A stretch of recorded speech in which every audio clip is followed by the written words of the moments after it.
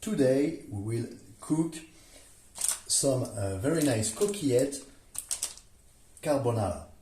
So coquillettes are actually a small pasta that are very popular in France, and we will cook them carbonara style, the standard one, and all we need for this is 5 ingredients. First, of course, we'll need the pasta, then we'll need some eggs. So these are actually free-range eggs. We can see this because here the first number is 0, meaning that they were free to run around, so they are the best quality eggs. We'll have some French lard that we can find here in Poland, so this menu will be adapted to local products here in Poland. We have some dry cheese, Polish cheese, that is very good, and we will see how it goes with carbonara. And finally, of course, we need fresh ground pepper. As cooking utensils, all we need is a pan to prepare the bacon. We need a pot to cook the pasta. We need a small bowl and a fork to mix the eggs and parmesan, actually our cheese together. And just something to stir everything in. Also, additionally, we need a cup to keep some cooking water later, and we need also something to drain the pasta. And that's all, pretty simple, efficient, and we'll see right now. So here we go. First of all, we will prepare the water for the pasta. So let's take a large piece of water, so about half a liter, 1 liter, depending on the amount of pasta you're making. So here we go, we have our water, and we'll start getting it ready to boil. Start the fire on very high heat to get the water as fast as possible.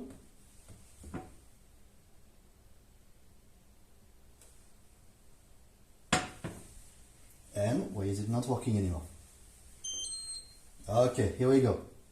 So select the heat and put it to maximum number 9 in my case, but of course it depends on your own setup. So on the side we can actually already start cooking the bacon. So here we have lardons because that's what we can find here, but you can adapt to whatever you have. And all you have to do is to start the pan. You don't need oil usually because they are actually a little greasy, and they should be cooked on middle heat, so in our case it's about 6. Meanwhile, on the side we can already open the cheese. So whatever cheese you have, so of course if you have the real one you can use the real one, but if you don't, do it with what you have. So this is what I have here. So we will need some scissors to open it. And here we go with some local Polish cheese, so we adapt a little the recipe to what we have, and of course it's not the most traditional one, but it should still be very good.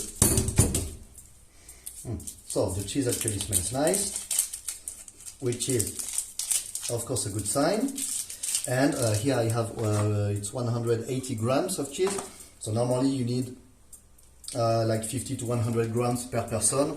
Of course, the recipes. So here we go. Our cheese is now open, and we'll cut a little bit. Remove the hard skin because that's the type of cheese we have here. So just take a small piece and try it.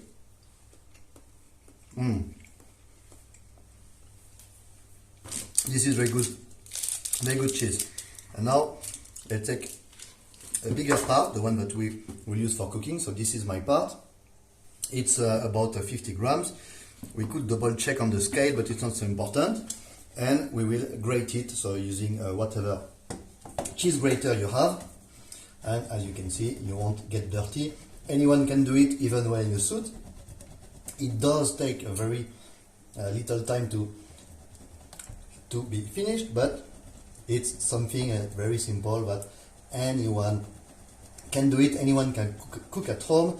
It's fast, and it will most likely please whoever you invited at your dinner. Meanwhile, the pan is getting hot, and soon we can put the lard. So the bacon, it should be pancetta, Italian stuff, to do it well and to respect rules, but we cannot always have it, and it's always interesting with cooking to adapt to whatever you have, to find eventually new recipes and to find what you like best yourself. So here we go with the cheese. Now it's becoming a little difficult to grate what we need. So it should be about 50 to 100 grams of cheese per serving, so per person. Yep. Here we go. I have some pieces of cheese left that I will eat. So here we have the grated cheese, looks nice. The small pieces I will eat them because this cheese is very good.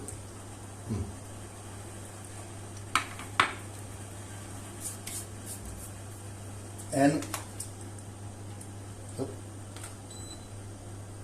the pan is now, actually it stopped heating. So it started heating the pan. Oh. Here we go. Meanwhile the water is slowly starting to boil. We can open the lard. Up.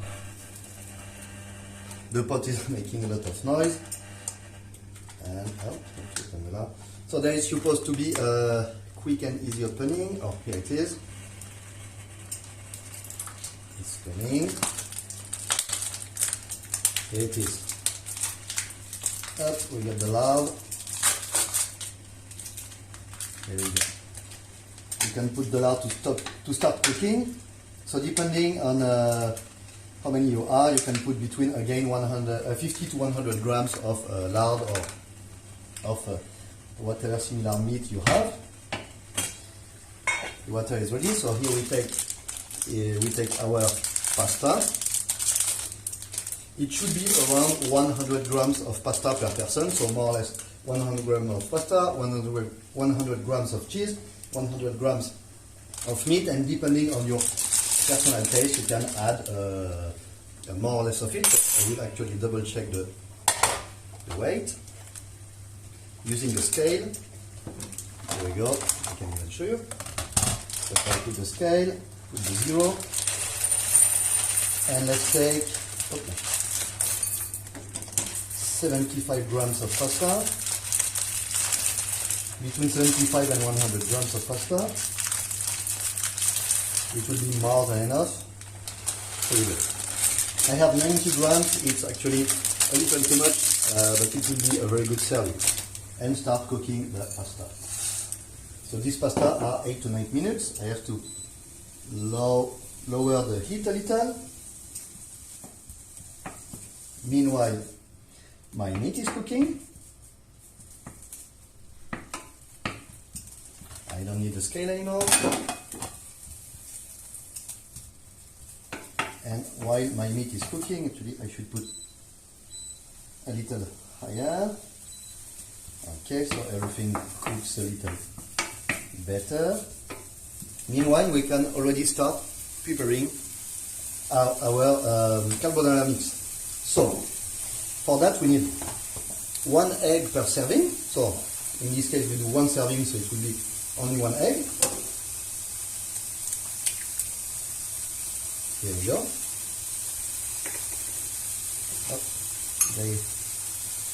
Up, I get some shell inside, so make sure you don't have any shell inside because that's not very good for eating. If you do have shell, simply remove it. Add your cheese, so in our case nearly 100 grams of cheese, and add a lot of black pepper. Then we will mix this, and this will be our sauce without any cream.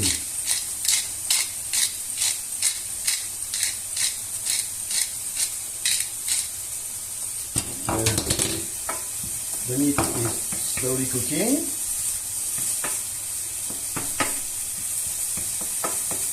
So depending on how you like your meat cooked, you can cook it more or less. So if you like it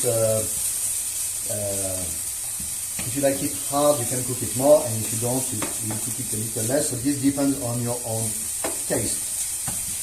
So, meanwhile, mix your egg, cheese and pepper together until you get a nice looking sauce.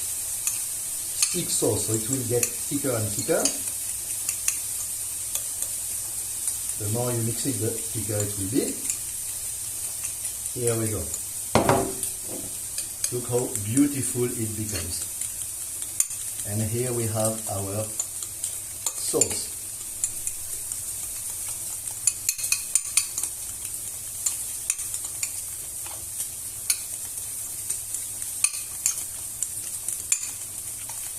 Here we go, looks perfect. Now the meat is nearly ready and the pasta will be ready in a few minutes. So we'll come back in a few minutes with the continuation of this recipe. Now that the meat is ready and the pasta as well, what you should do is pick up a cup and save some pasta cooking water on the side. Yep, without pasta inside. Because this will be used to complement the sauce. Here we go, we have a nice cup. Save it aside. Take your pasta, use a drainer and drain them.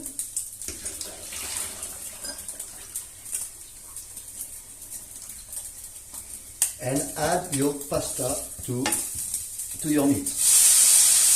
Now, they should finish cooking together.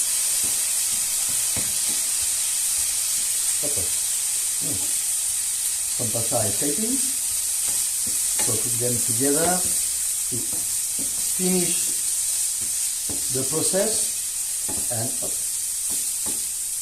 try maybe to keep all the pasta inside the pan. And once this is done, you will finish cooking. Stop your heat. Very important to stop your heat, because if you don't do it, when you add your sauce, the egg will cook and you will have an omelette instead of a carbonara. So here we go. We can now add our mix inside our carbonara. Put everything and simply mix it together. Very simple. We are so far at less than 20 minutes of cooking. Now simply mix it together. And to make it even better, add your nice pasta cooking water, a little bit, so about half a cup, and actually keep cooking until the water seems more or less absorbed and more or less evaporated. So this gives you a very nice creamy sauce without any cream, only egg, cheese and pepper with some pasta and pasta water. So here we go, keep stirring. Try not to put it everywhere, but even wearing a suit normally you should be perfectly fine. So I am putting pasta a bit everywhere. This is not supposed to be, but that's all. And here you go, we have our very nice carbonara, and actually for these ones we use coquillettes. So we have coquillette carbonara, they look amazing, and now that the water is evaporated or has been absorbed back by the pasta and the bacon, we can actually serve it. We have some nice carbonara with a nice sauce. So simply take your plate and serve. Yep. And as you can see, it is creamy, very creamy, and it looks delicious. So once you have done it, to make it look a little better, what you can do is actually add even more cheese, especially if you had leftover cheese. If you don't, which is not my case, I will take more cheese and simply grate more cheese. Here we go. grating cheese, grating cheese. So you can do to make it look like a perfect serving is to add more cheese and add a little more black pepper, and you will see it will look amazing. So this is how it look now.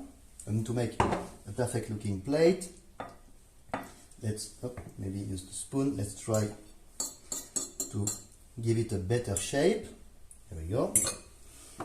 Add a little more black pepper on top. There we go. And some more cheese. So of course, if you have Parmigiano Reggiano or some very nice Italian cheese, you can use them.